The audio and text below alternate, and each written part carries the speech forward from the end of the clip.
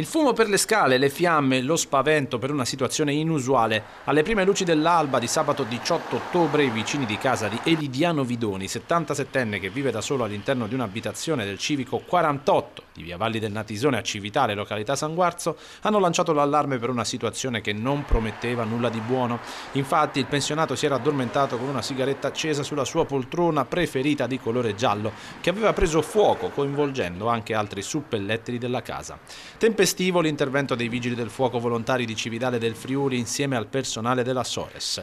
I primi hanno tirato fuori dall'abitazione il 77enne, che aveva inalato parecchio fumo e consegnato proprio ai sanitari che lo hanno portato all'ospedale di Udine, non in pericolo di vita.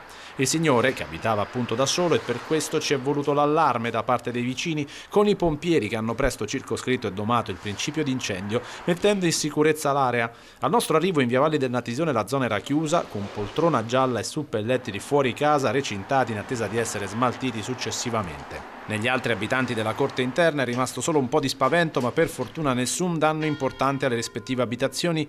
C'era tanto fumo e sì, c'era una destra e poi sono stati chiamati soccorsi. Ma voi avete avuto problemi? No. Per ora è stato invece dichiarato inagibile l'appartamento di Elidiano Vidoni, sito al piano terra, con gli scuretti sbarrati dai quali, nonostante tutto, usciva ancora una pesante puzza di bruciato.